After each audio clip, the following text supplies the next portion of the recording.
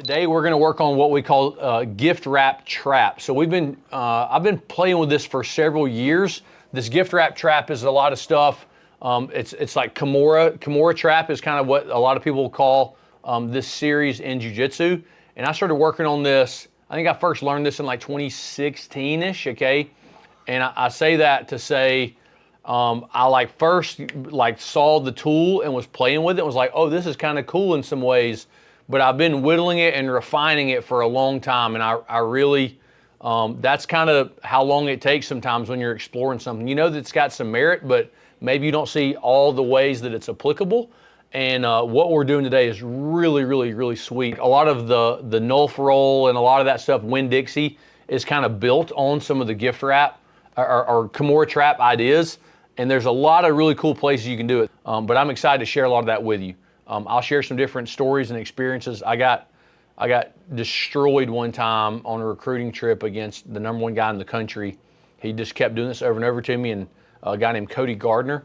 Yeah, shout out. Cody is not with us anymore. He passed away. He's from New Jersey. He wrestled at Christiansburg in Virginia, but he's the #1 pound-for-pound wrestler in the country. He was a 215-pounder when I was a 189, and we wrestled, and I thought he was a guy on the college team. We were at Virginia Tech doing some recruiting stuff. I'll just tell the story now. And I thought he was like the coolest dude ever, so charismatic. I was like, this guy's awesome. Like, I want to be like this guy.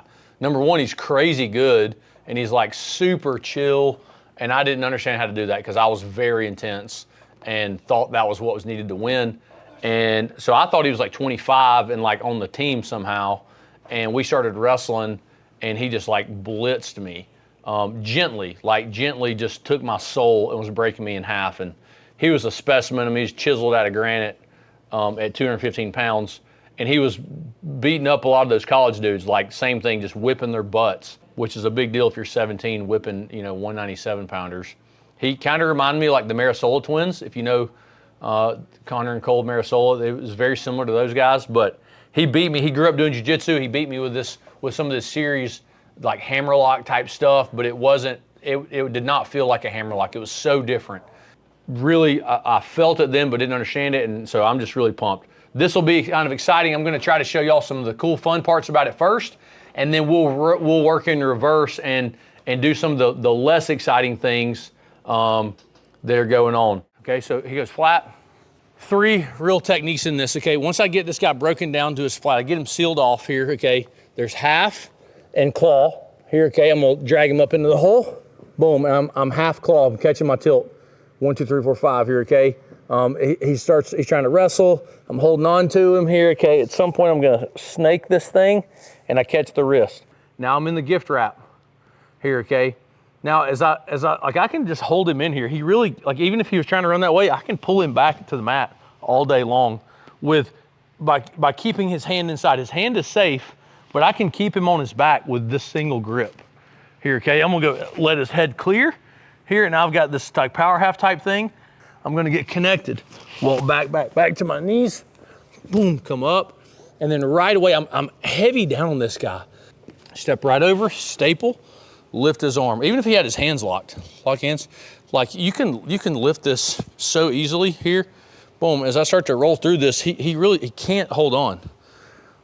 Boom, catch the chin, sit off over it, and that kills the arm. Walk, dot the I on top. I always say dot the I with that big step. Walk, walk, walk, walk, walk. Set him down slowly. You can pull this man's head off his shoulders. But we're gonna start. I've got this guy broke down flat here, and we're gonna go ahead and show some of the exciting stuff here, okay? So one is when I've got this wrist, I'm gonna go pin with my elbow down here, keep my elbow pinned, and I'm just gonna hand roll over the top to get to this. This transition's pretty sick.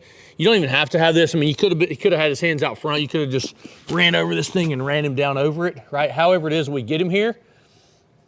When I'm in here, I've got shoulder to thumb pressure here, okay, and a lot of weight on this guy. Here's what I want you to see. On the top side here, okay, I'm gonna take my hand and I'm gonna slide up so that I'm knee behind here, okay? Just simple knee slide, getting wedged up high. I'm gonna take my hand and I'm gonna slide through to this armpit, okay? So I've got a reverse claw on this guy. If I was on this side, I would have a claw, right? I'm gonna go reverse claw on him here, okay? and I'm gonna take this hand and slide through, and I'm gonna come get a half in my armpit. I think it's important here, don't grab your shoulder. This is gonna feel right, but the referee's not really gonna like the way this looks. So let's tuck our hand in the armpit, or you could even, depending on the order of operations, I mean, maybe you got a half in, and then you slide your hand back through this behind, okay? But I'm gonna be in the armpit. I'm not grabbing my own elbows. I'm not locking hands on myself anyway. I'm gonna hold my grip on this neck, my grip in the armpit. All I'm gonna do here is knee slide up high, and I'm gonna drag this guy up, and I'm gonna get a big bite with my knee here. And so I've got him in this knee vise here. We talk about knee shield, everything else here in like our crab and half series, right? I'm probably not even gonna have his leg. He's gonna be out, and I'm just gonna have him vice down, and I like to drag him here high so he's kind of sitting in the hole and not laying on top of my leg.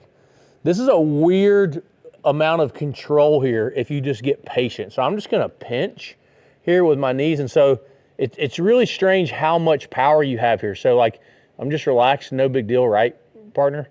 How's this feel, scale of 1 to 10? Like a 3. Yeah, it's like no big deal, okay? But if you just give a little vice with your knees, how's this? Like an 8. It's really bad. Like, without really having to strain, you're collapsing this guy in there. It does not feel good at all, okay? So he also can't, when I've got this nice knee vise here, he can't turn into me because like this grip, there's no space. He can't get any momentum to come up. It's tightening as he tries to turn into me here. I'm trying to relax all this so you can see.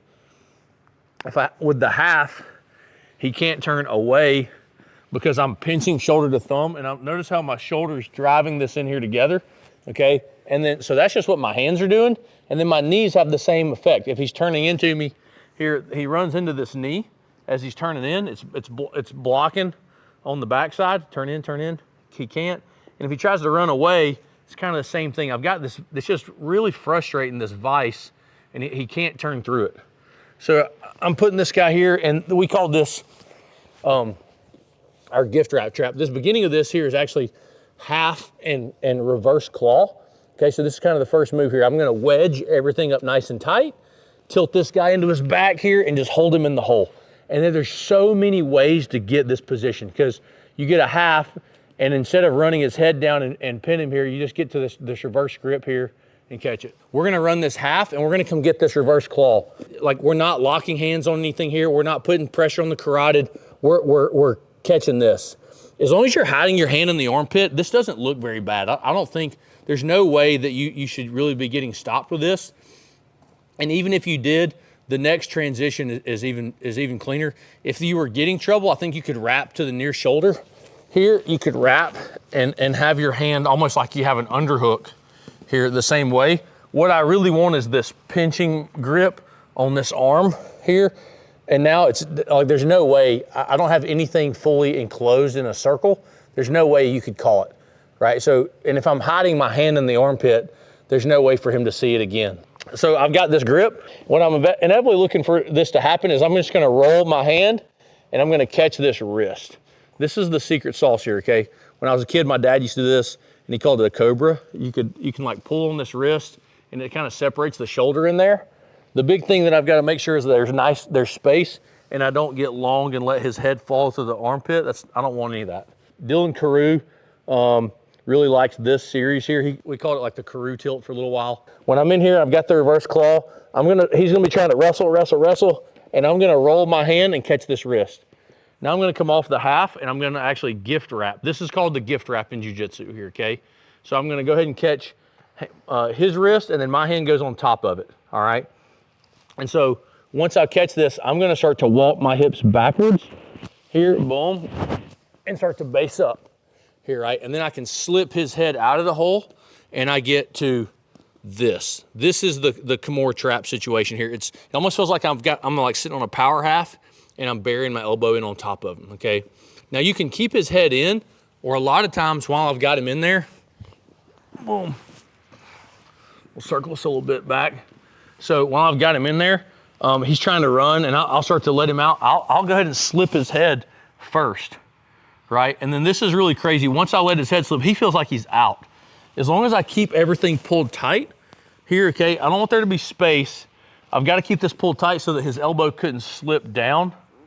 And so that's the key, is keeping it bent and making sure that I don't bring his hand outside of his hip where this turns into an actual Kimura. So everything's nice and tight. All I'm gonna do is walk my feet in reverse. Reverse, reverse, reverse, reverse.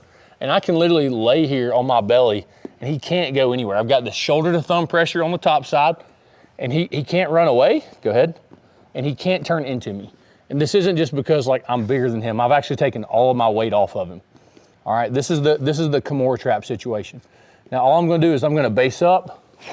I'm gonna run him back up over to his side and he's stuck there, okay? Now this is where it really gets nasty. This is where Cody was messing me up, okay? I'm gonna step over his head and I'm gonna stay tight and my knee is gonna staple over his arm. I've already killed this arm and it's useless, okay? Now I'm pinching, same thing. I've got this knee vise again. I'm gonna go ahead and lift and I just thread the needle here on my underhook, okay? Now you can go ahead and punch all the way back and you're gonna step off and have like this super deep cow catcher situation, right? If you go from here and you just punch and come grab it, it's gonna be cow catcher. I really want a more nuanced grip. My goal is to have a much more nuanced grip on everything. When I lace through this here, I'm looking for this candy cane grip. And so this feels more like a single arm bar type grip. Not because I'm gonna arm bar his arm, but it's like the entry, the type of spiral grip. And then when I come off of his head, I'm gonna slip my hand elbow deep in here and catch the chin. And now it feels like I've got, I'm getting ready to do like a single arm guillotine. This is where I tell you guys all the time that the details in this stuff are so much deeper in jiu-jitsu, okay? So submitting a guy is a much smaller ball to hit. It's like a marble versus a baseball, right? Submitting a guy is harder than pinning him. It's like hitting a marble or a pea versus a baseball. It's a much smaller target. And so I'm not looking for a cow catcher, which is chin and underhook. I'm looking for this spiral grip on the arm.